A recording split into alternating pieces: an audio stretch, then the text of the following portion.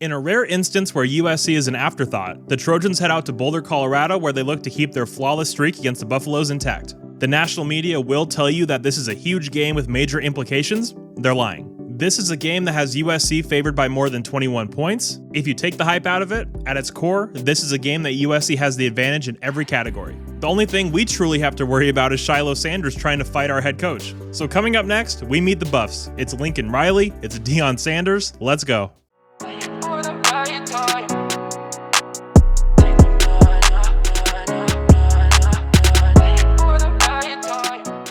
What's up, guys? My name is Gabe and welcome into the Trojan Blade. We are rolling on here into week 5 of the college football season. We have a lot to get into today, but before we break it down, I want to thank SeatGeek for sponsoring today's video.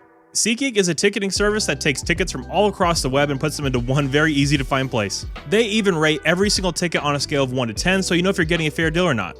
And guys, SeatGeek is hooking my subscribers up with $20 off your first order when you use my promo code TrojanBlade at checkout. Thank you all so much for being here today, and let's get into this.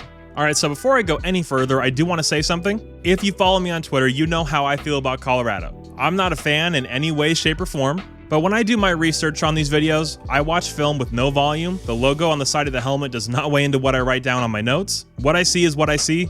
I will never let any feelings I have toward a team or program sway what information I give you guys in these videos. You guys put your trust in me to introduce you to our opponents each and every week, and I take that very seriously. Alright, having said all of that, let's meet the head coach of the Buffs. Not that he needs any introduction, it's Deion Sanders. As a coach, Deion has a really interesting approach. You see him on the sideline and he's not really coaching. He handles timeouts and things of that nature, but his main role on game day is to make sure the mentality and attitude of the team is where he wants it. He lets his coordinators completely run the show from an X's and O's point of view. You really can't find two more polar opposite head coaches in terms of their role on game days than Lincoln and Deion. Now, taking a look at what Colorado has done this year on the field, their first game was against TCU. They really caught them off guard and played a great game to win that one. They did get gashed all day on defense, but the offense did enough to win it. The following week against Nebraska, Jeff Sims really refused to give his team a chance. He just kept turning the ball over again and again. Against an offense as talented as Colorado's, that clearly wasn't going to win him the game. The next week, Colorado State really outplayed Colorado until the late fourth quarter and overtime. So through those first 3 games, 3 things were true. One is when Shedeur Sanders is protected and is playing against lower level competition, he's really damn good. 2 is that this offensive line is the worst in Power 5, full stop. And 3 is that the Colorado defense makes our defense from last year look like the 85 Bears. Those last 2 things caught up to them in a big way last week against Oregon. And guys, Oregon was going to easily beat them anyway. But when pregame you have Colorado guys stomping the logo and saying you're going to beat Dan Lanning's ass and staring down Bo Nix and laughing, that's going to drive Oregon to beat you even worse. This Colorado team has far too many issues to be talking like that pregame. I am completely fascinated to see what their approach will be this week against us. Pissed off Caleb is even scarier than normal Caleb, so if they know what's best for themselves, they'll tone it down a notch this week. Alright, so let's shift on over and meet this Colorado offense. Alright, so this Colorado offense is an explosive one, but it's also the most one-dimensional offense SC will face the entire year. This group simply cannot and will not run the ball. This Buffs rushing offense is ranked 130th out of 130 possible teams. And guys, I did a double take when I saw this stat. They're averaging 1.91 yards per rush. That's remarkable. Needless to say, and I'm not joking about this, if Colorado runs the ball well against USC, we are going to have some very real and uncomfortable conversations on this channel regarding the future of the USC coaching staff. Obviously not talking about Lincoln Riley, but if the same struggles continue in this game, it's going to get very real very fast. There are 0 excuses for the SC defense in this game. They can't run block and their backs aren't that good. I mean, come on guys, step up and stop the run. But let's meet the engine of this offense. It's of course quarterback Shedeur Sanders, aka Captain Insano. He is the best player on this Colorado team by far. Yes, that's even including Travis Hunter. What he's been able to do this year so far with the supporting cast he has been remarkable. I've been really blown away by him. This guy is so good as a thrower of the football, you have to do what Oregon did. Get home with 3 or 4, muddy the picture for him. And for the love of God, please don't overrun the pocket. Don't give him easy escape lanes because while he isn't very mobile, he is mobile enough to move around and make plays out of structure. Now, what we saw in the Oregon game is when the windows are tighter, he isn't always on the money, especially when he's being hurried. So really, if this USC defense wants to take Shedeur off his game, just put together a clean performance. Pressure with 4, have competence from the linebackers, and no blown assignments from the secondary. And obviously tackle better across the board as well. Now, weapon-wise, it does look like Travis Hunter will be out for this game. And last week, when the game was clearly over, Deion wanted Shedeur to get some stats, so he kept him and the starters in the game for some reason. And their best overall wideout, in my opinion, Xavier Weaver, hurt his ankle. Very strange move there by the coaching staff for sure, and it could cost them big time. Even if Weaver can play, he won't be close to 100%. Jimmy Horn is a burner that they'll use to stretch the field. He has some big time speed, so our guys need to be ready to run. And guys, the game plan for Colorado is more than likely going to be screens and swings, trying to get their playmakers in space, trying to limit how long Shedeur has to hold the ball. They also did this last week against Oregon, and it didn't work. But why didn't it work?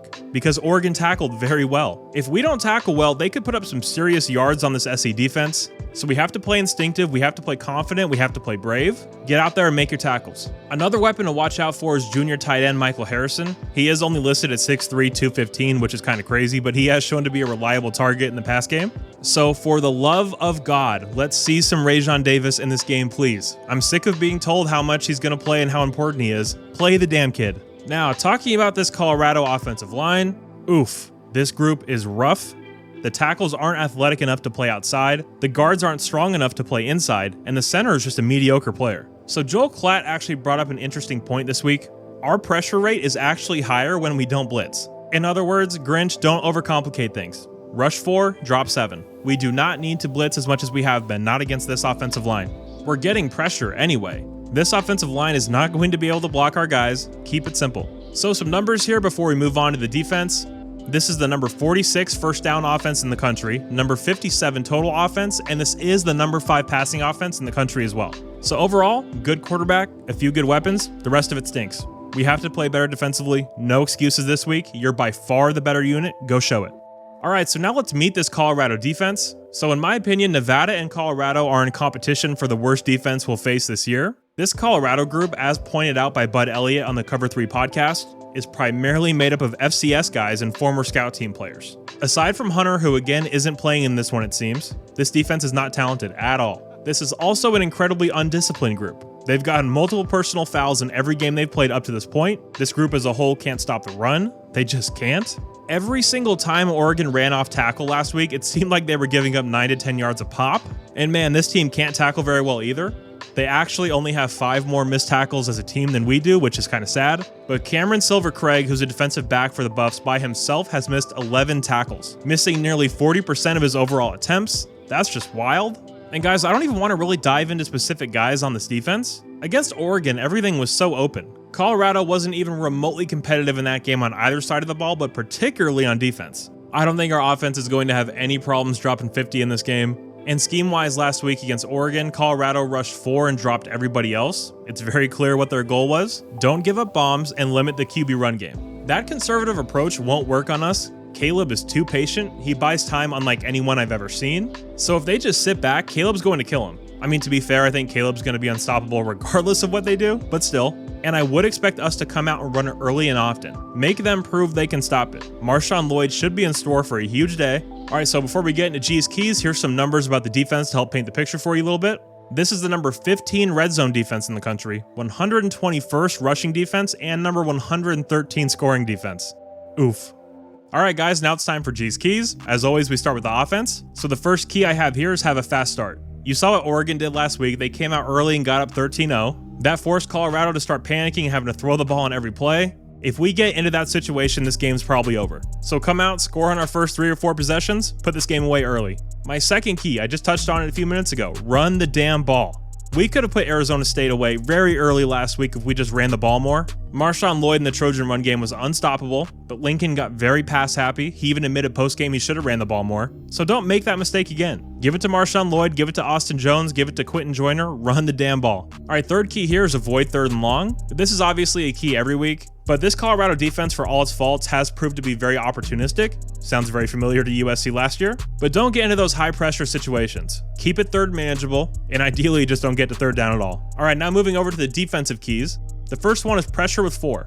Like I said earlier, we do not need to blitz in this game. Just rush 4, our guys are going to get pressure, and when they do, this entire Colorado offense is going to collapse. All right, key number 2 is improved linebacker play. Now, I think this key could be met just by a few personnel decisions, but man, our linebackers have been terrible to this point. especially last week. That was some of the worst linebacker play I've ever seen at USC. So I don't care who's out there, if it's Tackett Curtis, if it's Mason Cobb, if it's Rajon Davis, if it's Eric Gentry, your linebackers at USC. Do your job, fly to the ball and tackle. It shouldn't be that hard, but after last week, we'll see. And my last key for the defense is tackle. This USC defense has fallen off a cliff in regards to tackling. If you actually look at the numbers, we haven't been a good tackling team all year, even though it didn't feel that bad in the San Jose State game and the Nevada game. I'm pretty sure we're currently like 90th in missed tackle percentage, which is obviously horrible, not what any of us want. So we have to tackle better this week, especially with how many plays are going to be out there in space. All right, guys, so those were G's keys. Now it's time for our score prediction. So I think USC is going to come out hot. I think the offense is going to be flying up and down the field. I do think we're going to give up some yards on defense. And I don't think Lincoln Riley is going to be out for blood in the second half the way that Dan Lanning was. So I have this final score being USC 52, Colorado 20. Obviously, you don't want the defense to give up 20 points, but in this game, I think it's much more important how it looks. If we're getting gashed in the run game, or if we're just non-competitive on some reps, there'll be a lot of issues heading into next week. But if it's like 48-7 in the third quarter, and our backups come in and kind of get run a little bit, I'm not going to be too concerned overall. All right, guys, so that will do it for this week's game preview. As always, I do want to hear your score prediction down in the comments. And what are your thoughts on Colorado and the whole operation over there? Make sure to let me know that as well. And guys, that will do it for me today. If you did happen to enjoy this game preview, please do leave a like and subscribe to the channel. It really helps out so much. And if you do want to help support the channel in an even bigger way, you can do so over on my Patreon for only $1 a month. Thank you guys so much for all your continued support. You're all awesome, and as always, take care and fight on.